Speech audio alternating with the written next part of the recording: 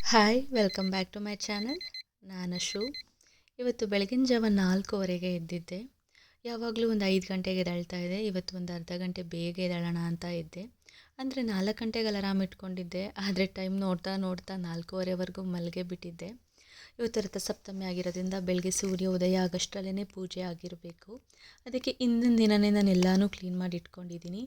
ಈಗೇನಿದ್ರೂ ಕಸ ಗುಡಿಸಿ ಮನೆ ಒರೆಸಿ ಬಾಗಿಲೆಲ್ಲ ತೊಳೆದು ರಂಗೋಲಿ ಹಾಕಬೇಕು.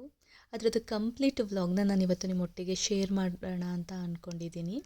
ಮೊದಲನೇದಾಗಿ ಎದ್ದಿದ್ದ ಕೂಡಲೇ ಫಸ್ಟು ಬಾಗಿಲು ತೊಳೆದ್ಬಿಡೋಣ ಅಂತ ಬಂದೆ. ಹೊರಗಡೆ ಬಂದಿದ್ದ ಕೂಡಲೇ ತುಂಬ ಚಳಿ ಚಳಿ ಅನ್ನಿಸ್ತಿತ್ತು. ಇನ್ನು ಈ ನಡುವೆ ಸ್ವಲ್ಪ ಕಳ್ಳರ ಕಾಟ ಜಾಸ್ತಿ ಆಗಿರೋದ್ರಿಂದ ಅಕ್ಕಪಕ್ಕ ನೋಡಿನೇ ತೊಳಿತಾ ಇದೆ ಧೈರ್ಯ ಮಾಡಿ. ಇನ್ನು ಬಾಗಿಲೆಲ್ಲ ತೊಳೆಯೋಣ ಅಂತ ಎಲ್ಲನೂ ತೊಳ್ಕೊಂಡು ಬರ್ತಿದ್ದೆ. ಪಾತ್ರೆ ಎಲ್ಲನೂ ಕೂಡ ಒಣಗಾಕಿಟ್ಟಿದ್ದೆ. ಬಾಗಿಲೆಲ್ಲ ತೊಳೆದಿದ್ದಾಯಿತು. ಈಗ ಕಸ ಎಲ್ಲನೂ ಗುಡಿಸ್ತಾ ಇದ್ದೀನಿ. ಒಂದು ಕಡೆಯಿಂದ ಕಸ ಎಲ್ಲ ಗುಡಿಸಿದ್ಮೇಲೆ ಮಕ್ಕಳನ್ನ ಎದ್ದೇಳಿಸಿ ಅವ್ರಿಗೆ ಸ್ನಾನ ಮಾಡಿಸಿ ಮತ್ತೊಮ್ಮೆ ಮಲಗಿಸೋಣ ಅಂತ ಅಂದ್ಕೊಂಡಿದ್ದೀನಿ. ಇಷ್ಟು ಬೇಗ ಈ ಚಳಿಲಿ ಎದ್ದೇಳೋಕ್ಕೂ ಆಗೋಲ್ಲ. ಓದೋಕ್ಕೆ ಒಂದು 6 ಗಂಟೆ ಮೇಲೆ ಎದ್ದೇಳ್ಸೋಣ ಅಂತ ಅಂದ್ಕೊಂಡಿದ್ದೀನಿ. ಇನ್ನು ಕೆಲವೊಂದು ಹಿತ್ತಾಳೆ ಪಾತ್ರೆಗಳು ಕೂಡ ಇತ್ತು, ಅದನ್ನು ಕೂಡ ಹುಳಿ ಹಾಕಿ ಇಟ್ಟಿದ್ದೆ. ನಾನು ಯಾವಾಗಲೂ ಇದೇ ರೀತಿ ತೊಳೆಯೋದು. ಒಂದು 5 ನಿಮಿಷ ಹುಳಿ ಹಾಕಿ ಇಟ್ಬಿಡ್ತೀನಿ. ಇಲ್ಲ ನಿಂಬೆಹಣ್ಣಲ್ಲಾಗಿರ್ಬೋದು, ಇಲ್ಲ ಹುಣಸೆಹಣ್ಣಲ್ಲಾಗಿರ್ಬೋದು. ಹುಳಿ ಹಾಕಿ ಇಟ್ಟಾದಮೇಲೆ ಸಬೀನದಲ್ಲಿ ವಾಶ್ ಮಾಡಿದ್ಮೇಲೆ ಬೆಳ್ಳಗೆ ಪಳಪಳ ಅಂತ ಇರುತ್ತೆ. ಇನ್ನು ಒಂದ್ಸಲ ಅಡುಗೆ ಮನೆಯೆಲ್ಲ ನೀಟಾಗಿ ಒರೆಸ್ಕೊಂಬಿಡೋಣ ಅಂತ ಒರೆಸ್ಕೊತಾ ಇದ್ದೀನಿ. ನೈಟೇ ಎಲ್ಲನೂ ಒರೆಸ್ಕೊಂಡು ಇಟ್ಕೊಂಡಿದ್ದೆ. ಆದರೂ ನನಗದೇನೋ ಮನ್ಸಿಗೆ ಸಮಾಧಾನನೇ ಅನಿಸಲ್ಲ. ಇನ್ನೊಮ್ಮೆ ಮತ್ತೊಂದು ಸಲ ಮಾಡೋಣ ಅಂತ ಅನ್ನಿಸ್ತಾ ಇರುತ್ತೆ. ಇನ್ನು ತಾಮ್ರದ ಪಾತ್ರೆಗಳನ್ನು ಕೂಡ ಬೆಳಗಿದ್ದಾಯಿತು. ಅದಾದಮೇಲೆ ಹೊಸ್ಲು ಬಗ್ಗೆ ರಂಗೋಲಿ ಹಾಕಿ ಮತ್ತು ಈಚೆ ಕಡೆಯೂ ಕೂಡ ರಂಗೋಲಿ ಹಾಕೋಣ ಅಂತ ಬಂದೆ. ಎಲ್ಲನೂ ಬಾಗಿಲೆಲ್ಲನೂ ತೊಳೆದಾಗಿತ್ತು. ನಾನು ಈ ರೀತಿ ಒಂದು ಬಟ್ಟೆಯಲ್ಲಿ ಹೊಸ್ಲನ್ನ ಒರೆಸ್ಕೊತೀನಿ. ಹಂಗೆ ಒರೆಸ್ಕೊಂಡೇ ಪಾಲಿಶು ಶೇಡ್ ಆಗ್ತಾ ಹೋಗ್ತಾ ಇದೆ. ಹಾಗೂ ಬೈತಾ ಇರ್ತಾರೆ ನಮ್ಮ ಮನೆಯವರು, ನೀರು ಜಾಸ್ತಿ ಹಾಕ್ತೀಯಾ, ಪಾಲಿಶೆಲ್ಲ ಹೋಗುತ್ತೆ ಅಂತ. ಅದೇನು ಸುಮ್ಮನೆ ಒರೆಸಿ ಹಾಗೇ ತಾರ್ಸೋಕ್ಕೂ ಇಷ್ಟ ಆಗೋಲ್ಲ. ಒಂದು ಸ್ವಲ್ಪನಾದರೂ ನೀರಲ್ಲಿ ತೊಳೆದು ತಾರಿಸ್ಬೇಕು ಅಂತ ಅನ್ನಿಸ್ತಾ ಇರುತ್ತೆ. ನಿಮ್ಮೆಲ್ಲರಿಗೂ ಹೀಗೆ ಅನ್ನಿಸ್ತಾ ಇರುತ್ತಾ ಅಂತ ಕಮೆಂಟ್ ಮಾಡಿ. ಕೆಲವೊಂದೊಂದು ಅದಕ್ಕೆ ಆದಂಥ ಸೇಫ್ಟಿಗಳು ಇರುತ್ತೆ, ಅದನ್ನು ಕೂಡ ಮಾಡಿಕೊಂಡ್ರೆ ಇನ್ನೂ ಒಳ್ಳೆಯದು. ಅದಾದಮೇಲೆ ಗಂಧನೆಲ್ಲ ಇಟ್ಟು ಅರಿಶಿನ ಕುಂಕುಮ ಎಲ್ಲ ಹಾಕಿ ಹೊಸ್ಲನ್ನು ಕೂಡ ತಾರಿಸ್ತಾ ಇದ್ದೀನಿ. ಡೈಲಿ ಪ್ರತಿನಿತ್ಯ ಹೊಸ್ಲು ಪೂಜೆ ಮಾಡೋದ್ರಿಂದ ತುಂಬ ಅಂದರೆ ತುಂಬ ಶುಭ ಫಲಗಳಿವೆ. ಹಾಗೆ ನಮ್ಮ ಮೈಂಡ್ ಏನಾದರೂ ಡೈವರ್ಟ್ ಆಗ್ತಾಯಿದ್ರೆ ಅಥವಾ ನಮ್ಮ ಮನಸ್ಸಿಗೆ ಸಮಾಧಾನ ಸಿಗದೇ ಇದ್ದರೆ ಈ ರೀತಿ ನಾವು ಪಾಲಿಸ್ಕೊಳ್ತಾ ಬಂದರೆ ನಮಗೆ ಆದಂಥ ಕೆಲವೊಂದು ಸಮಾಧಾನಗಳು ಸಿಗುತ್ತೆ. ನಾವೆಲ್ಲಿ ಎಡುತ್ತಿದ್ದೀವಿ ಅಂತ ಅಂದ್ಕೊಂಡಾಗ ನಾವು ಮಾಡೋ ಕೆಲಸಗಳಲ್ಲೇ ಶ್ರದ್ಧೆ ಇಲ್ಲದಿದ್ದಾಗ ಅಲ್ಲಿ ನಾವು ಎಡುತ್ತಾ ಹೋಗ್ತೀವಿ. ಮೇನ್ ನಾವು ಮಾಡೋ ಕೆಲಸದಲ್ಲಿ ಶ್ರದ್ಧೆ ಇರಬೇಕು. ನಾವು ಯಾವ ರೀತಿ ಕೆಲಸ ಮಾಡ್ತೀವಿ, ಆ ಕೆಲಸದಿಂದ ನಮ್ಗೆ ಆಗ ಲಾಭ ಆದರೂ ಏನು ಅನ್ನೋದನ್ನು ನಾವು ತಿಳಿತಾ ಹೋಗಬೇಕು. ಈಗ ದೇವ್ರ ಪೂಜೆ ಅಂತ ಹೇಳ್ತೀವಿ. ದಿನನಿತ್ಯ ದೇವ್ರ ಪೂಜೆ ಮಾಡಲೇಬೇಕಾ ಅಂತ ಹೇಳ್ತಾರೆ. ನಮ್ಮ ಕೈಲಾದಷ್ಟನ್ನಾದರೂ ಭಗವಂತನಿಗೆ ಸೇವೆ ಮಾಡಬೇಕು. ದಿನನಿತ್ಯ ನಾವು ಊಟ ತಿಂಡಿ ಅಂತೂ ಬಿಡಲ್ಲ ಅಲ್ವಾ, ಮಾಡೇ ಮಾಡ್ತೀವಿ. ಏನಕ್ಕೆ ಮಾಡ್ತೀವಿ? ನಾವು ಚೆನ್ನಾಗಿರಬೇಕು, ಆರೋಗ್ಯ ಚೆನ್ನಾಗಿರಬೇಕು. ನಾವು ಮಾಡಲ್ಲ ಅಂತಂದ್ರೂ ನಮ್ಮ ಹೊಟ್ಟೆ ಅಂತೂ ಕೇಳೋದೇ ಇಲ್ಲ. ಸುಸ್ತು ಪಡಿಸೋದಾಗಲಿ, ಹೊಟ್ಟೆ ಹಸ್ವಾಗೋದಾಗಲಿ ಈ ರೀತಿ ಮಾಡೇ ಮಾಡುತ್ತೆ. ಹಾಗೆ ದೇವ್ರನ್ನೂ ಕೂಡ ಪ್ರತಿದಿನ ಆಗದೋದ್ರು ವಾರದಲ್ಲಿ 3 ಸಲನಾದರೂ ದೇವ್ರ ಪೂಜೆ ಮಾಡಿ, ದೇವ್ರಿಗೆ ಅಂತ ಒಂದಷ್ಟು ಟೈಮ್ನ ಕೊಟ್ಟು ನಮಗೆ ಅಂತ ಒಂದಷ್ಟು ಟೈಮ್ನ ಕೊಡಲೇಬೇಕು. ಕೆಲವರಂತೂ ತುಂಬ ಜನ ಏನು ಮಾಡ್ತಾರೆ ಅಂತಂದರೆ ಅವ್ರಿಗೆ ಟೈಮ್ ಕೊಡಲ್ಲ, ಬೆಳಗ್ಗೆಯಿಂದ ಸಂಜೆವರೆಗೂ ಮಾಡ್ತಾನೆ ಇರ್ತಾರೆ. ಅಂದರೆ ಈಗ ದೊಡ್ಡ ದೊಡ್ಡ ಮನೆಗಳಾಗಿರ್ಬೋದು ಅಥವಾ ಅಡುಗೆ ಮಾಡೋದಾಗಿರ್ಬೋದು. ಎಕ್ಸಾಂಪಲ್ ನಾನೇ ಇದ್ದೀನಿ, ಬೆಳಗ್ಗೆ ಎದ್ದರೆ ಸಂಜೆವರೆಗೂ ಕೆಲಸ ಮಾಡ್ತಾನೇ ಇರ್ತೀನಿ. ನನಗೇನು ಕೆಲಸ ಮಾಡೋಕ್ಕೆ ಬೇಜಾರಾಗಲ್ಲ, ಆದರೆ ನನಗೆ ನಾನು ಟೈಮ್ ಕೊಟ್ಕೊಬೇಕು ಅಂತ ಕೆಲವೊಂದಷ್ಟು ಟೈಮ್ನ ನನಗೆ ನಾನು ಕೊಟ್ಕೊತೀನಿ. ಅಂದರೆ ಬೆಳಗ್ಗೆ ಎದ್ದು ಕೆಲಸ ಮಾಡೋದಾಗಲಿ, ಈಗ ಗದ್ದೆಗೆ ಅಡುಗೆ ಮಾಡೋದಾಗಲಿ, ಮಾವನವ್ರಿಗೆ ಹೆಲ್ಪ್ ಮಾಡೋದಾಗಲಿ ಅಥವಾ ಅತ್ತೆಗೆ ಹೆಲ್ಪ್ ಮಾಡೋದಾಗಲಿ. ಈಗ ಅತ್ತೆ ಅವ್ರ ಅಪ್ಪನ ಮನೆಗೆ ಹೋಗಿರೋದ್ರಿಂದ ಕೆಲಸ ಪ್ರತಿಯೊಂದು ನನ್ನದೇ ಆಗಿರುತ್ತೆ. ಪಾಪುನು ನೋಡ್ಕೊಳ್ಳೋದು, ಮಕ್ಳಿಗೂ ಸ್ಕೂಲ್ಗೆ ಲಂಚ್ ಬಾಕ್ಸ್ನ ಪ್ರಿಪೇರ್ ಮಾಡೋದು ಮತ್ತು ಅವ್ರನ್ನ ನೋಡ್ಕೊಳ್ಳೋದು. ಇನ್ನು ದೊಡ್ಡ ಮಗಳು ಅವಳು ಈಗಷ್ಟೇ ಮೆಚೂರ್ಡ್ ಆಗಿರೋದ್ರಿಂದ ಅವಳಿಗೆ ಸ್ವಲ್ಪ ಅವಳಿಗೆ ಆದಂಥ ಬೇರೆ ಬೇರೆ ಡಿಫ್ರೆಂಟ್ ಫುಡ್ಗಳಿರುತ್ತೆ, ಅವಳಿಗೆ ಮಾಡ್ಕೊಡೋದಿರುತ್ತೆ. ಅದ್ರ ಜೊತೆಗೆ ಅವ್ರುಗಳಿಗೂ ಕೆಲಸ ಹೇಳ್ಕೊಡ್ಬೇಕು, ಸಣ್ಣ ಪುಟ್ಟ ಕಲಿಬೇಕು ಅಂತ. ಹಾಗೆ ಓದೋದನ್ನು ಕೂಡ ಹೇಳ್ಕೊಡ್ಬೇಕು. ಈ ರೀತಿ ಟೈಮು ಕಳೆದೇ ಹೋಗುತ್ತೆ. ಆದರೆ ನಮಗೆ ನಾವು ಆದಷ್ಟು ಟೈಮ್ನ ಕೊಟ್ಕೊಳ್ಳೋದನ್ನು ಕಲಿಬೇಕು. ಹಾಗೆ ದೇವ್ರ ಪೂಜೆ ಮಾಡೋದನ್ನು ಅಷ್ಟೇ. ವಾರಕ್ಕೆ 2 ಸಲನಾದರೂ ದೇವ್ರ ಪೂಜೆ ಮಾಡಿ. ನಿಮ್ಮ ಮನೆ ವಾರನ ಮಿಸ್ ಮಾಡೋಕ್ಕೆ ಹೋಗಬೇಡಿ. ಒಂದಲ್ಲ ಒಂದು ದಿನ ನಾವು ಮಾಡೋ ಪೂಜೆ, ನಾವು ಮಾಡೋ ವ್ರತಗಳು ನಮ್ಮ ಕೈ ಹಿಡಿಯುತ್ತೆ ಅಂತ ನಾನು ಹೇಳ್ತೀನಿ. ಹಾಗೆ ಹಿಂದಗಡೆ ಹೊಸ್ಲನ್ನು ಕೂಡ ತಾರಿಸಿದ್ದಾಯಿತು. ನಮ್ಮ ಮನೇಲಿ ನಾನು 2 ಹೊಸ್ಲನ್ನು ಕೂಡ ತಾರಿಸ್ಬೇಕು, ಹಿಂದಗಡೆ ಹೊಸ್ಲನ್ನು ಕೂಡ ಹಾಗೆ ಮುಂದಗಡೆ ಹೊಸ್ಲನ್ನು ಕೂಡ. ಇನ್ನು ಎಲ್ಲ ಕಂಪ್ಲೀಟಾಗಿ ರಂಗೋಲಿ ಬಿಟ್ಟು ಹೊಸ್ಲು ತಾರಿಸಿದಾದ್ಮೇಲೆ ನೀಟಾಗಿ ಮನೆ ಒರೆಸ್ಕೊತಾ ಇದ್ದೀನಿ. ಆಗಿನ ಕಾಲದಲ್ಲಿ ಯಾವುದೇ ಟೈಲ್ಸ್ ಇಲ್ಲದೆ ಈ ರೀತಿ ರೆಡ್ ಆಕ್ಸೈಡ್ ಹಾಕ್ಸಿರೋದೇ ಉತ್ತಮ ಅಂತ ಅನಿಸುತ್ತೆ. ಇಲ್ಲ ಅಂತಂದರೆ ಇದೇ ಒಮ್ಮೆ ಕೋಲ್ಡ್ ಇದ್ದಾಗ ಕೋಲ್ಡ್ ಆಗುತ್ತೆ ಅಂತ ಅಂದ್ಕೊತೀವಿ. ಬಟ್ ನನಗೇನು ಇದೇ ನೆಲ ತುಂಬ ಇಷ್ಟ. ನಾವು ಆರಾಮಾಗಿ ಒರೆಸ್ದಾಗ ಅದು ಪಳಪಳ ಅಂತ ಇರುತ್ತೆ. ಅದು ನೋಡೋದೇ ಒಂಥರ ಖುಷಿಯಾಗುತ್ತೆ. ಇನ್ನು ನಾನು ಕೂಡ ಫ್ರೆಶ್ ಅಪ್ ಆಗಿ ಬಂದೆ, ಸ್ನಾನ ಮುಗೀತು. ಈ ಚಳಿಗೆ ಡೈರೆಕ್ಟಾಗೆ ಹೋಗಿ ದೇವ್ರ ಮನೇಲಿ ನಿಲ್ಲಕ್ಕಾಗಲ್ಲ, ಒಂಥರ ಚುಟು ಅಂತ ಅನ್ನಿಸ್ತಾ ಇರುತ್ತೆ, ಮೈಕೈ ಎಲ್ಲ ಒಡ್ಕೊಂಡಂಗೆ ಅನ್ನಿಸ್ತಾ ಇರುತ್ತೆ. ಅದಕ್ಕೆ ಬಾಡಿಗೆಲ್ಲ ಲೋಷನ್ ಅಪ್ಲೈ ಮಾಡಿ ಫೇಸ್ಗೂ ಕೂಡ ನಾನು ಸೆಟಫಿಲ್ ಒಂದು ವೀಡಿಯೋ ಮಾಡಿದ್ದೆ ನೋಡಿ, ಆ ಕ್ರೀಮ್ನ ನಾನು ಬಳಸ್ತಾ ಇದ್ದೀನಿ. ಬಳಸೋದ್ರಿಂದ ನನಗೆ 100% ಅಲ್ಲ 200% ರಿಸಲ್ಟ್ ಸಿಗ್ತಾ ಇದೆ. ಹಾಗೆ ನೀವು ತುಂಬ ಜನ ಕೇಳ್ತೀರಾ ಇದೂ ಬಳಸಿ ಇದೂ ಮಾಡ್ತೀರಾ ಅಂತ. ಖಂಡಿತವಾಗ್ಲೂ ಮನೆ ಟಿಪ್ಸ್ ಅಂತ ಅಂದರೆ, ಈಗ ನಾವು ಮನೇಲಿ ನ್ಯಾಚುರಲಾಗಿ ಮಾಡೋದ್ರಿಂದ ನಮ್ಗೆ ಯಾವುದೇ ರೀತಿ ಸೈಡ್ ಎಫೆಕ್ಟ್ಸ್ ಆಗಲ್ಲ. ಕೆಲವ್ರಿಗೆ ಒಂದೊಂದರಲ್ಲಿ ಒಬ್ಬೊಬ್ರಿಗೆ ಅಲರ್ಜಿಗಳಿರುತ್ತೆ. ಅದು ನಿಮಗೆ ಗೊತ್ತಿರುತ್ತೆ ಯಾವುದರಿಂದ ಅಲರ್ಜಿಗಳಾಗ್ತಾ ಹೋಗುತ್ತೆ ಅಂತ.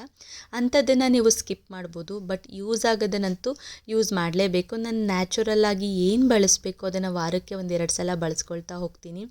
ಏನಕ್ಕೆ ಅಂದರೆ ಈ ನಡುವೆ ನಮಗೆ ಯಾವುದೂ ಅಷ್ಟು ಸೆಟ್ ಆಗಲ್ಲ ನೋಡಿ. ಯಾವುದೇ ಒಂದು ಏನಕ್ಕೆ ಡಸ್ಟ್ ಜಾಸ್ತಿ ಆಗುತ್ತೆ. ಈಗಂತೂ ಬೇಸಿಗೆ ಬಂತು ಅಂತ ಅಂದರೆ ಡಸ್ಟ್ ಜಾಸ್ತಿ ಇರುತ್ತೆ, ಅಂದರೆ ಗಾಳಿ ಜಾಸ್ತಿ ಇರುತ್ತೆ, ಧೂಳಿನಂಶ ಜಾಸ್ತಿ ಇರುತ್ತೆ. ಅದರಿಂದ ನಾವು ಈ ಟೈಮಲ್ಲಿ ಫೇಸ್ನ ಆದಷ್ಟು ಎಣ್ಣೆಯಲ್ಲಿ ಮಸಾಜ್ ಮಾಡೋದಾಗಲಿ, ಆಯಿಲಲ್ಲಿ ಮಸಾಜ್ ಮಾಡಿ ಫೇಸ್ ವಾಶ್ ಮಾಡೋದಾಗಲಿ, ಅದನ್ನು ನಾವು ಮಧ್ಯದಲ್ಲಿ ಇಟ್ಕೊಬೇಕು. ಈಗ ಒಂದು 12 ಗಂಟೆ 1 ಗಂಟೆ ಆಳದಲ್ಲಿ ಇಟ್ಕೊಬೇಕು. ಟೈಮಲ್ಲಿ ಮಸಾಜ್ ಕೊಟ್ಟು ಫೇಸ್ ವಾಶ್ ಮಾಡಬೇಕು.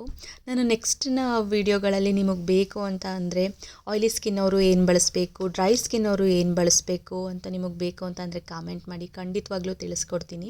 ಏನಕ್ಕೆಂದರೆ ನಂದು ಡ್ರೈ ಸ್ಕಿನ್ನು, ನನಗೆ ಯಾವುದು ಸೂಟೇಬಲ್ ಆಗುತ್ತೆ ನಾನು ಆ ಕ್ರೀಮ್ನ ಬಳಸಬೇಕು. ಸುಮ್ಮನೆ ಯಾವುದ್ಯಾವುದನ್ನು ನಾವು ಬಳಸೋಕ್ಕಾಗಲ್ಲ. ಮತ್ತು ಅದರಿಂದ ಬೇರೆಯವ್ರಿಗೆ ಅನುಕೂಲ ಆಗಬೇಕು. ಅದರಿಂದ ನನಗೆ ಎಷ್ಟು ತಿಳಿದಿದ್ದೀನಿ, ನನಗೆ ನಾನು ಫಸ್ಟ್ ಯೂಸ್ ಮಾಡ್ಕೊತೀನಿ. ನನಗೆ ಅದರಿಂದ ರಿಸಲ್ಟ್ ಸಿಕ್ತು ಅಂತಂದರೆ ಖಂಡಿತವಾಗ್ಲೂ ನಾನು ನಿಮ್ಮೊಟ್ಟಿಗೆ ಶೇರ್ ಮಾಡೋದು. ಹಾಗೆ ಅಮ್ಮ ಕೂಡ ಹೇಳಿದರು, ಇವತ್ತು ರಥಸಪ್ತಮಿ ಆಗಿರೋದ್ರಿಂದ 2 ಎಕ್ಕದೆಲೆ, ಬಿಳಿ ಎಕ್ಕದೆಲೆ ತೊಗೊಂಡು ಅದಕ್ಕೆ ಅರಿಶಿನ, ಕುಂಕುಮ, ಅಕ್ಷತೆ ಹಾಕಿ ಎಲ್ಲನೂ ಕೂಡ ಹಾಕಿ ಹೊಸ್ಲು ಮುಂದೆ ದೀಪ ಹಚ್ಚು ಅಂತ ಹೇಳಿದರು. ಅವ್ರು ಹೇಳ್ದಂಗೆ ನಾನು ಕೂಡ ಮಾಡಿದೆ. ನನಗೆ ಏನು ಗೊತ್ತಿಲ್ಲ, ನನ್ನ ತಾಯಿ ತಿಳಿಸ್ಕೊಡ್ತಾರೆ.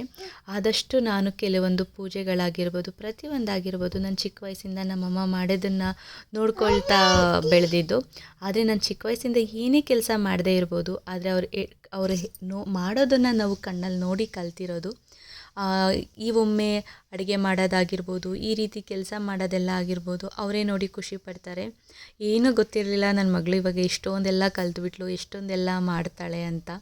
ಅದು ತಂದೆ ತಾಯಿ ಅವರು ಆ ಥರ ಖುಷಿ ಪಟ್ಟಾಗ ನಮಗೆ ಸಿಗೋ ಆನಂದನೇ ಬೇರೆ. ಇನ್ನು ಹೊರಗಡೆ ದೀಪ ಹಚ್ಚಿಡೋಣ ಅಂತ ಅಂದ್ಬಿಟ್ಟು ಎಲ್ಲನೂ ತೊಗೊಂಡೋಗಿಟ್ಟು ಮನೇಲೆಲ್ಲ ದೀಪ ಹಚ್ಚಿ ಸಾಂಬ್ರಾಣಿ ಕೊಟ್ಟು ಒಂದು ಇಂಪಾದ ದೇವರ ಹಾಡು ಕೇಳ್ತಾ ಪೂಜೆ ಮಾಡ್ತಾಯಿದ್ರೆ ಮನಸ್ಸಿಗೆ ಎಷ್ಟೊಂದು ಆನಂದ, ತುಂಬ ಖುಷಿ ಆಗ್ತಾಯಿತ್ತು. ಬೆಳಗ್ಗೆ ಎದ್ದಿದ್ದ ಕೂಡಲೇ ಈ ರೀತಿ ಒಂದು 6 ಗಂಟೆ 5:45 ಹತ್ರ ಕೆಲಸ ಎಲ್ಲ ಮುಗ್ದು ಪೂಜೆನೂ ಕೂಡ ಮುಗಿಸ್ದೆ. ಅದಾದಮೇಲೆ ಮಕ್ಕಳಿಗೆ ಲಂಚ್ ಬಾಕ್ಸ್ನ ಪ್ಯಾಕ್ ಏನು ಮಾಡೋಣ ಅಂತ ಯೋಚನೆ ಮಾಡ್ತಾಯಿದ್ದೆ.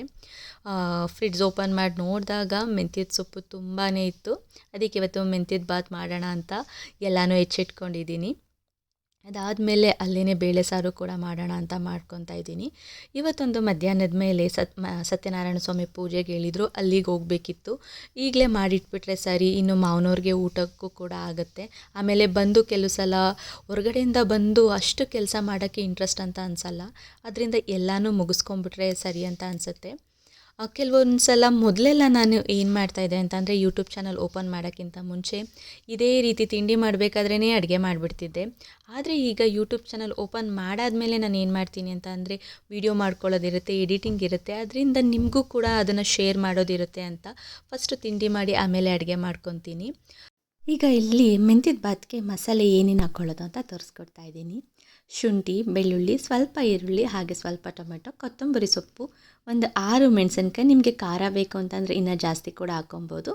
ಹಾಗೆ ಗೋಡಂಬಿ ಸ್ಲೈಸು, ಮತ್ತು ಸ್ವಲ್ಪ ನಾನು ಮನೇಲೇ ಮಾಡಿಟ್ಕೊಂಡಿರೋ ಅಂಥ ಚಿಕನ್ದು ಚಿಕನ್ ಮಸಾಲೆ ಪೌಡರ್ MDH ಪೌಡರ್ ಕೂಡ ನಾನು ಬಳಸ್ತೀನಿ. ಅದು ಕೂಡ ತುಂಬ ಟೇಸ್ಟಿಯಾಗಿರುತ್ತೆ. ಆ ಪೌಡರು ಮತ್ತು ಹಾಗೆ ಮನೇಲೇ ಮಾಡಿ ಕೂಡ ಇಟ್ಕೊಂಡಿರ್ತೀನಿ. ಸ್ವಲ್ಪ ನೀರು, ಒಂಚೂರು ತೆಂಗಿನ ತುರಿ ಇಷ್ಟನ್ನು ಹಾಕ್ಕೊಂಡು ನೀಟಾಗಿ ಗ್ರೈಂಡ್ ಮಾಡ್ಕೊತು ಅಂತ ಅಂದರೆ ಮೆಂತ್ಯದ ಬಾತ್ಗೆ ಮಸಾಲೆ ರೆಡಿ ಆಗುತ್ತೆ. ನಾವು ಬರೀ ಈರುಳ್ಳಿ ಟೊಮೆಟೊ ಹಾಕಿ ಬರೀ ಚಿಲ್ಲಿ ಪೌಡರ್ ಹಾಕಿನೂ ಕೂಡ ಮಾಡ್ಕೊಬೋದು. ಈ ರೀತಿ ಮಾಡ್ಕೊಳ್ಳೋದ್ರಿಂದ ಡಿಫ್ರೆಂಟಾಗಿ ಟೇಸ್ಟೇ ಬರುತ್ತೆ ಅಂತಲೇ ಹೇಳ್ತೀನಿ. ಈಗ ಒಂದು ದೊಡ್ಡ ಕುಕ್ಕರ್ ಇಟ್ಕೊಂಡಿದ್ದೀನಿ. ಅದಕ್ಕೆ ಸ್ವಲ್ಪ ಎಣ್ಣೆ ಹಾಕ್ಕೊತಾ ಇದ್ದೀನಿ. ನೀವು ತುಪ್ಪ ಬೇಕು ಅಂತ ಅಂದರೂ ಕೂಡ ಆ್ಯಡ್ ಮಾಡ್ಕೊಬೋದು. ನಾನು ತುಪ್ಪನ ಸ್ಕಿಪ್ ಮಾಡಿದ್ದೀನಿ. ಎಣ್ಣೆ ಕಾದಾದಮೇಲೆ ಅದಕ್ಕೆ ಸ್ವಲ್ಪ ಸಾಸಿವೆ, ಒಂದೆರಡು ಪಲಾವ್ ಎಲೆ ಮತ್ತು ಕರಿಬೇವು ಇಷ್ಟನ್ನು ಹಾಕ್ಕೊಂಡು ಸ್ವಲ್ಪ ಫ್ರೈ ಮಾಡಿಕೊಂಡ್ರೆ ಸಾಕು. ಅದಾದಮೇಲೆ ಹೆಚ್ಚಿಟ್ಕೊಂಡಿದ್ದ ಈರುಳ್ಳಿನೂ ಕೂಡ ಹಾಕ್ಕೊಂಡು ಫ್ರೈ ಮಾಡ್ಕೊತಾ ಇದ್ದೀನಿ.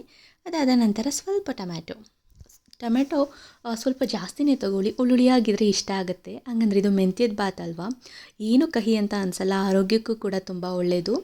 ಈ ಮೆಂತ್ಯದ ಪಲಾವ್ ಬೇಗ ಈಸಿ, ಮಕ್ಕಳು ಲಂಚ್ ಬಾಕ್ಸ್ಗೆ ಕೂಡ ಪ್ಯಾಕ್ ಮಾಡೋಕ್ಕೂ ಕೂಡ ಈಸಿ ಆಗುತ್ತೆ. ನಾನು ಕೆಲವೊಂದೊಂದು ಈಸಿ ರೆಸಿಪಿಗಳನ್ನೇ ಆದಷ್ಟು ತಿಳ್ಕೊಂಡು ನಮ್ಮಮ್ಮನ ಹತ್ರ ಕೇಳಿಕೊಂಡು ಬೇಗ ಮಕ್ಕಳಿಗೆ ಲಂಚ್ ಬಾಕ್ಸ್ನ ಈ ರೀತಿ ಪ್ಯಾಕ್ ಮಾಡಿಬಿಡ್ತೀನಿ. ಈಗ ನಾನು ಆಗಲೇ ಮಾಡಿಟ್ಕೊಂಡಿದ್ದ ಮಸಾಲೆನೂ ಕೂಡ ಆ್ಯಡ್ ಮಾಡ್ಕೊತಾ ಇದ್ದೀನಿ. ಇದನ್ನು ಕೂಡ ಸುತ್ತ ಎಣ್ಣೆ ಬಿಡೋವರೆಗೂ ಫ್ರೈ ಮಾಡ್ಕೊಬೇಕು. ಹಾಗೆ ಪಕ್ಕದಲ್ಲೂ ಕೂಡ ಹಾಲು ಕೂಡ ಕಾಯಿಸಿಟ್ಕೊಂಡ್ಬಿಡೋಣ ಅಂತ ಹಾಲು ಕೂಡ ಕಾಯಿಸ್ತಾ ಇದ್ದೀನಿ. ಈಗ ನಾನಿಲ್ಲಿ 3 ಗ್ಲಾಸ್ ಅಕ್ಕಿ ತೊಗೊಂಡಿದ್ದೀನಿ. ನೀಟಾಗಿ ಚೆನ್ನಾಗಿ ತೊಳೆದು ಅದನ್ನು ಒಂದು 5 ನಿಮಿಷ ನೆನೆಸಿಟ್ಟಿರ್ತೀನಿ. ಅದಾದಮೇಲೆ ಅದನ್ನು ಕೂಡ ಹಾಕ್ಕೊಂಡು ನೀಟಾಗಿ ಮಿಕ್ಸ್ ಮಾಡ್ಕೊಬೇಕು. ನಾವು ಅಕ್ಕಿ ಎಷ್ಟು ತೊಗೊಂಡಿರ್ತೀವಿ ಅದ್ರ ಒಂದು ಅದಕ್ಕೇ ನಾನು ನೀರು ಹಾಕ್ಕೊತೀನಿ. ಈಗ 3 ಗ್ಲಾಸ್ ಅಕ್ಕಿ ತೊಗೊಂಡಿದ್ದೀನಿ ಅಂತ ಅಂದರೆ ಅದಕ್ಕೆ 6 ಗ್ಲಾಸ್ ನೀರು ಹಾಕ್ಕೊತೀನಿ. ಕೆಲವೊಂದೊಂದು ಅಕ್ಕಿ ಇನ್ನೂ ಉಳಿಸುತ್ತೆ ಅಂತ ನನಗೆ ಅನ್ನಿಸ್ದಾಗ ಒಂದ್ಸಲಿ ಅನ್ನ ಮಾಡಿ ನೋಡಿರ್ತೀನಿ. ಇಲ್ಲ ಇದು ಅನ್ನ ಹೆಚ್ಚುತ್ತೆ, ಇದು ಅಕ್ಕಿ ಹೆಚ್ಚುತ್ತೆ ಅಂತ ಅನ್ನಿಸ್ದಾಗ ಇನ್ನೂ 1 ಗ್ಲಾಸ್ ಎಕ್ಸ್ಟ್ರಾ ಹಾಕ್ಕೊತೀನಿ. ಅದರಿಂದ ಅಳತೆ ಗೊತ್ತಾಗ್ಬಿಡುತ್ತೆ. 3 ಗ್ಲಾಸ್ಗೆ 6 ಗ್ಲಾಸ್ ನೀರು, ಇನ್ನೂ ಹೆಚ್ಚುತ್ತೆ ಅಂತ ಅನ್ನಿಸ್ದಾಗ 1 ಗ್ಲಾಸ್ ನೀರು ಹಾಕ್ಕೊಂಡ್ರೆ ಸಾಕು. ಇದು ಸ್ವಲ್ಪ ಅನ್ನ ಹೆಚ್ಚುತ್ತೆ. 3 ಗ್ಲಾಸ್ಗೆ ಜಾಸ್ತಿನೇ ನಮಗೆ ಅನ್ನ ಒದಗುತ್ತೆ ಅಂತಲೇ ಹೇಳ್ತೀನಿ. ಅದರಿಂದ ನಾನು ಸ್ವಲ್ಪ 1 ಗ್ಲಾಸ್ ಜಾಸ್ತಿನೇ ನೀರು ಹಾಕ್ಕೊತಾ ಇದ್ದೀನಿ. ಕೆಲವರು ಕಣ್ಣಳತೆ ಆಗೋ ಹಾಕ್ಕೊತಾರೆ. ನಾನು ಆದಷ್ಟು ಕಣ್ಣಳತೆನೇ ಹಾಕ್ಕೊತೀನಿ. ಜಾಸ್ತಿ ಅದನ್ನು ಇಷ್ಟೇ ಹಾಕ್ಕೊಬೇಕು ಅಷ್ಟೇ ಹಾಕ್ಕೊಬೇಕು ಅಂತ ಮೇಂಟೈನ್ ಮಾಡೋಕ್ಕೆ ಹೋಗಲ್ಲ. ಹಾಗೆ ರುಚಿಗೆ ತಕ್ಕಷ್ಟು ಉಪ್ಪನ್ನು ಕೂಡ ಅಷ್ಟೇ ಕಣ್ಣಳತೆಯಲ್ಲೇ ಹಾಕ್ಕೊತೀನಿ. ಈಗ ಕುಕ್ಕರ್ ಲಿಡ್ ಕ್ಲೋಸ್ ಮಾಡಿ 1-2 ವಿಷಲ್ ಕೂಗಿಸ್ತು ಅಂತ ಅಂದರೆ ಬಿಸಿ ಮೆಂತ್ಯದ ಪಲಾವು ಕೂಡ ರೆಡಿ ಆಗುತ್ತೆ. ಈಗ ಅಲ್ಲಲ್ಲೇ ಅಡುಗೆ ಮನೆಯೂ ಕೂಡ ಕ್ಲೀನ್ ಮಾಡ್ಕೊಂಬಿಡೋಣ. ಈಗ ಹೆಚ್ಚಿಟ್ಟಿದ್ದೆಲ್ಲ ಗಲೀಜಾಗಿರುತ್ತಲ್ಲ, ಅಲ್ಲಲ್ಲೇ ಕ್ಲೀನ್ ಮಾಡ್ಕೊಂಬಿಡ್ತು ಅಂತ ಅಂದರೆ ನಮಗೆ ಕೆಲಸಕ್ಕೂ ಈಸಿ, ಮಕ್ಕಳು ಹೋದ್ಮೇಲೂ ಅಷ್ಟು ಕೆಲಸ ಅಂತ ಅನಿಸಲ್ಲ. ಅದರಿಂದ ನಾನೆಲ್ಲನೂ ಅಲ್ಲಲ್ಲೇ ಕ್ಲೀನ್ ಮಾಡ್ಕೊಂಬಿಡ್ತೀನಿ. ಪಾತ್ರೆ ಆಗಿರ್ಬೋದು ಅಥವಾ ಈ ರೀತಿ ಏನೇ ಗಲೀಜಾಗಿರೋದನ್ನು ಕೂಡ ಕಿಚನಲ್ಲಿ ಎಲ್ಲನೂ ಅಲ್ಲೇ ಕ್ಲೀನ್ ಮಾಡ್ಕೊತೀನಿ. ಇನ್ನು ಸ್ವಲ್ಪ ಪಾತ್ರೆನೂ ಇತ್ತು, ಅದನ್ನು ಕೂಡ ಅಲ್ಲೇ ತೊಳ್ಕೊತಾ ಇದ್ದೀನಿ. ನಾವು ಈ ರೀತಿ ಕೆಲಸನ ಸುಲಭ ಮಾಡಿಕೊಂಡಷ್ಟು ನಮಗೆ ಈಸಿ ಆಗುತ್ತೆ. ನಾವು ಸ್ವಲ್ಪ ರೆಸ್ಟ್ ಮಾಡ್ಬೋದು ಅಂತ ನಾನು ಈ ರೀತಿ ಮಾಡ್ಕೊತೀನಿ. ಪ್ರತಿಯೊಬ್ಬರು ಹೌಸ್ ವೈಫ್ಗೂ ಇದೇ ಆಗಿರುತ್ತೆ. ಬೆಳಗ್ಗೆ ಎದ್ದರೆ ಕೆಲಸ, ಮಕ್ಕಳನ್ನ ಸ್ಕೂಲಿಗೆ ಕಳಿಸೋದು, ಹಾಗೆ ದೇವ್ರ ಕೆಲಸ ಮಾಡೋದು, ಪ್ರತಿದಿನ ಇದೇ ಆಗ್ತಾಯಿರುತ್ತೆ. ಆದರೆ ಇದೆಲ್ಲದಕ್ಕೂ ಒಂದು ಮೋಟಿವೇಶನ್ ಸಿಗಬೇಕು ಅಂತ ಅಂದರೆ ನಾವು ಸ್ಟ್ರಾಂಗ್ ಆಗಿರಬೇಕು. ಇನ್ನು ನಾನು ನಿನ್ನೆ ನಾನೊಂದು ಟಿಪ್ ತೋರಿಸಿದ್ದೆ. ಅದು ಕೂಡ ಚಿಯಾ ಸೀಡ್ಸ್ನ ನೆನೆಸಿಟ್ಟು ಹಾಗೆ ನಿಂಬೆ ರಸ ಹಾಕಿ ಜೇನುತುಪ್ಪ ಹಾಕಿ ಕುಡಿಯೋದ್ರಿಂದ ಹೊಟ್ಟೆ ಕರಗುತ್ತೆ ಅಂತ. ನನಗೆ ಕಂಪ್ಲೀಟು 100% ಅಲ್ಲ 200% ಹೊಟ್ಟೆ ಕರಗಿದೆ. ನನಗೆ ಕರಗಾದ್ಮೇಲೆ ನಾನು ಏನು ಮಾಡ್ತೀನಿ ಅಂತ ಅಂದರೆ, ಈಗ ಆಲ್ಮೋಸ್ಟ್ ಎಲ್ಲ ಕರಗಿದೆ. ನನ್ನ ವೇಟ್ ಎಷ್ಟು ಬೇಕೋ ಅಷ್ಟಿದೆ. ಈಗ ನಾನು ಅದಕ್ಕೆ ರಾತ್ರಿಯೇ ಒಂದು ದೊಡ್ಡ ಬಾಟಲ್ಗೆ ನೀರು ಹಾಕ್ಕೊಂಡು ಅದಕ್ಕೆ 1 ಸ್ಪೂನ್ ಚಿಯಾ ಸೀಡ್ಸ್ನ ನೆನೆಸಿಟ್ಟಿರ್ತೀನಿ. ಬೆಳಗ್ಗೆ ಎದ್ದಿದ ಕೂಡಲೇ ಅದನ್ನ ಖಾಲಿ ಹೊಟ್ಟೆಲಿ ಕಾಫಿ ಟೀ ಕುಡಿಯೋಕ್ಕಿಂತ ಮುಂಚೆ ಅರ್ಧ ಗಂಟೆ ಅನ್ನಂಗೆ ಆ ಬಾಟಲ್ ಪೂರ್ತಿ ನೀರು ಕುಡಿದಿರ್ತೀನಿ. ಅದಾದಮೇಲೆ ನಾನು ಕಾಫಿ ಕುಡಿಯೋದು.